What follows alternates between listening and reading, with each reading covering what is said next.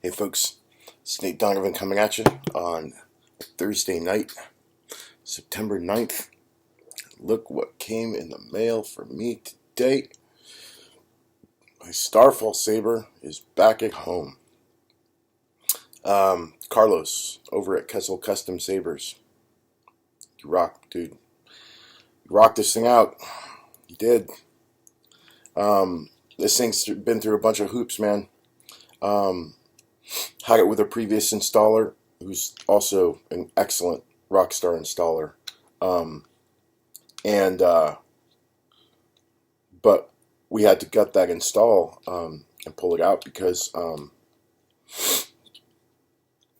there was a structural thing going on with the hilt that he didn't know about, and that at the time I didn't know about.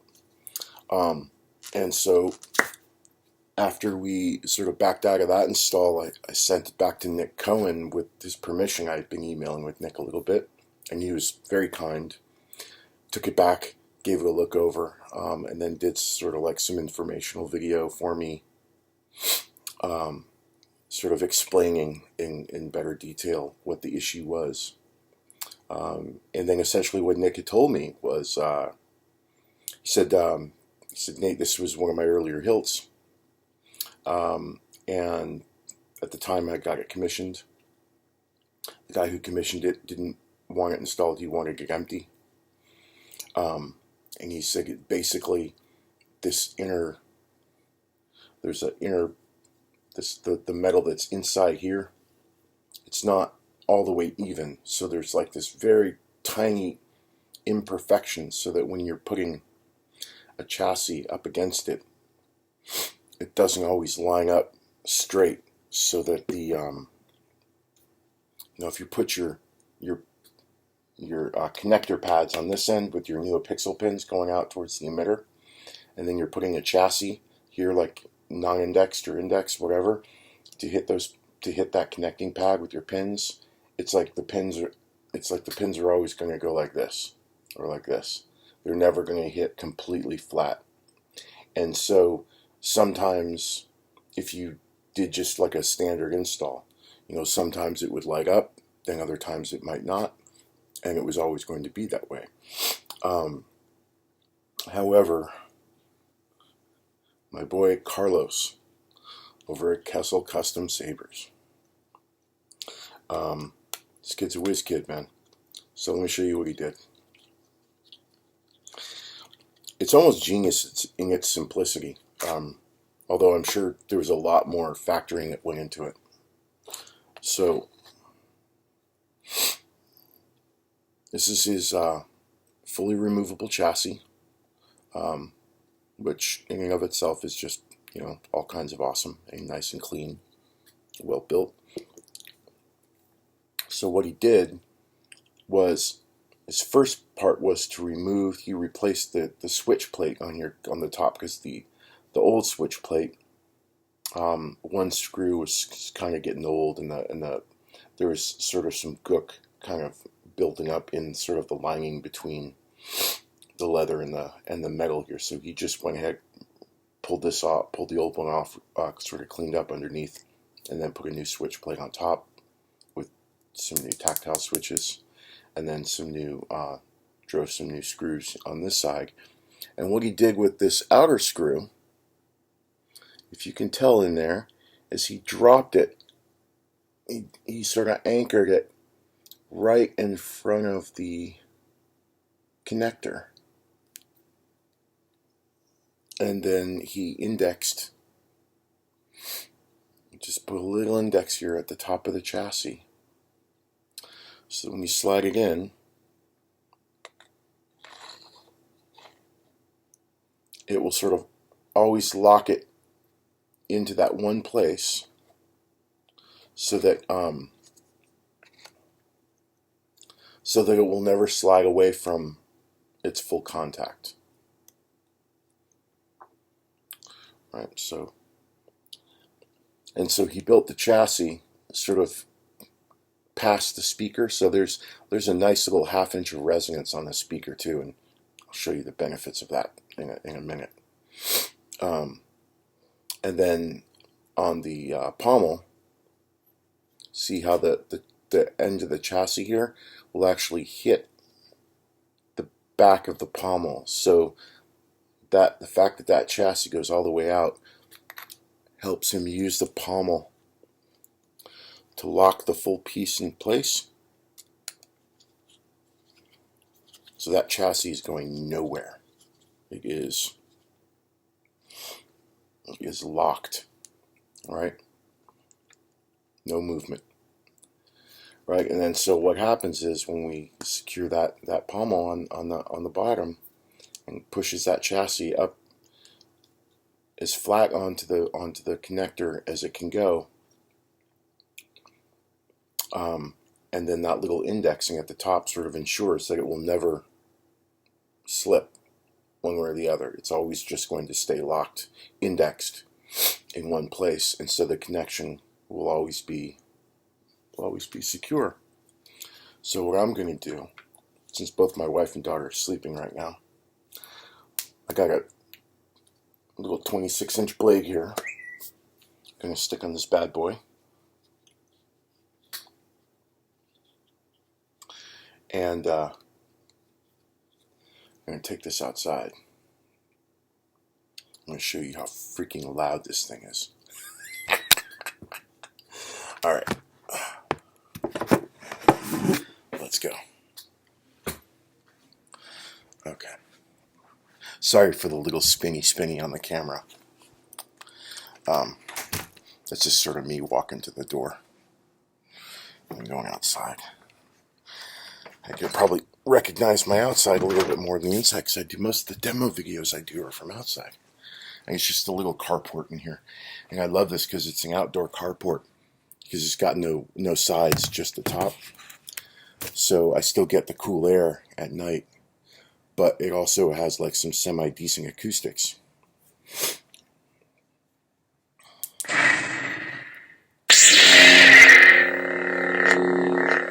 This thing is a beast.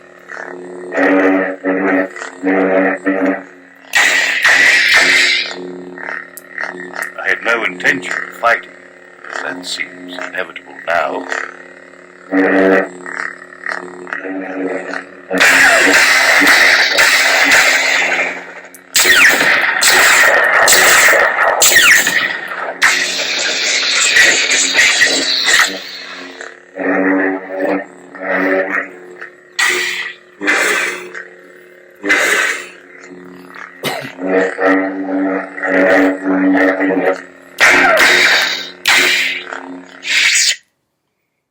Battery power level. Meet Obi-Wan Kenobi. General Kenobi. Only a Sith deals in I'm going to play my absolutes. favorite one here. Ben Kenobi? That's Valmon. It's a space station.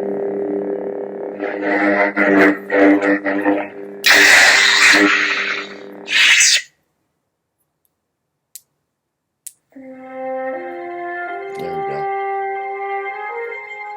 Ben Kenobi? See, it's going to go into battle mode if I do it that way. So, oh, you bugger.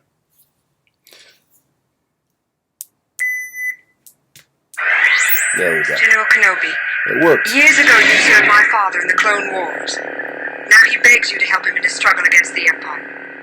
I regret that I am unable to present my father's request to you in person. My ship has fallen under attack, and I'm afraid my mission to bring you to Alderaan has failed. I have placed information pointing to the survival of the rebellion into the memory systems of the SAR-2 unit. My father will know how to retrieve it. You must see this droid safely delivered to him on Alderaan. This is our most desperate hour. Help me, Obi-Wan Kenobi. You're my only hope. It's like, not only is it loud, but it's got that kick. It's that bass. That thing's just sick.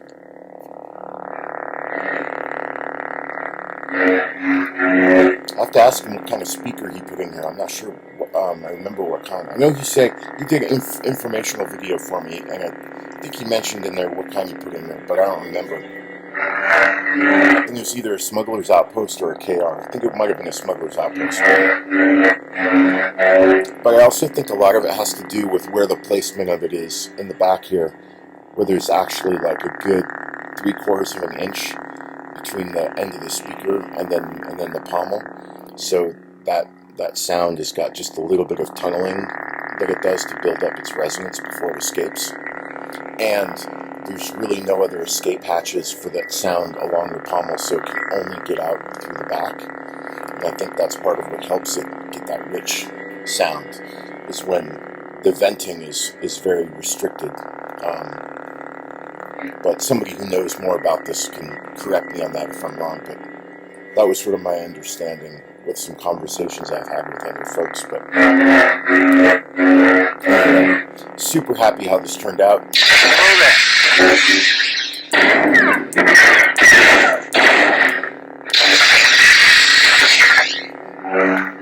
The Saber was basically 6 or 7 months in the works for getting installed. It's one of my few one-of-ones, like true one-of-ones, not like a commercial Saber that everybody's got, but then I got it etched, and now it's like my one-of-one. Not like that. I mean, like, this is one of Nick Cohen's StarFall Sabers that I managed to acquire, where it's actually a one-of-one. So I was really sort of dying for it to sort of just be done, and to feel nice, and to sound nice, and to just not have to worry about it anymore. But I will say this though, Carlos, for about the 6 weeks that he had it, and he was working on it piece by piece, he was really communicative with me and sort of telling me at which stages what he was doing, like when he was replacing the switch plate, when he was building the chassis, and when he was getting ready to do the install, and when he was trying to fix addressing this issue with the indexing. He was really, really clear and explained to me exactly what it was he was doing, and sort of asking me, like, I'm assuming this is okay since you said you wanted it fixed and working this way. And I was like, yeah, man, go for it. So just overall, really happy with the whole experience. And I'm also happy with the working with the first installer, who also did a really good install job. It was just at the time we didn't know that the Saber had the structural imperfection that it did.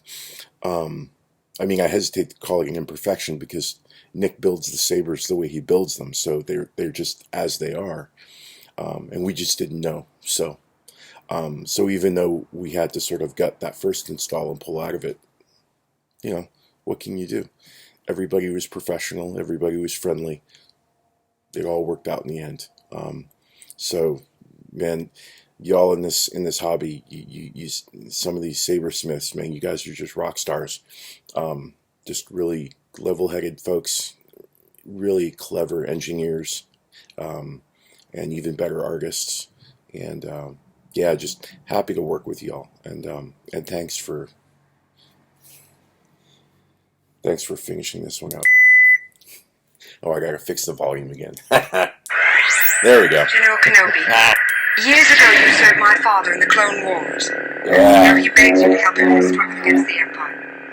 I regret that I am unable to present my father's request to you in person, but my ship has fallen under attack, and I'm afraid my mission to bring you to Alderaan space. I've placed information vital to the survival of the rebellion into the memory systems of the SAR-2 unit. My father will know how to retrieve it. You must see this droid safely delivered to him on Alderaan. This is our most desperate hour. Help me, Obi-Wan Kenobi. You're my only hope.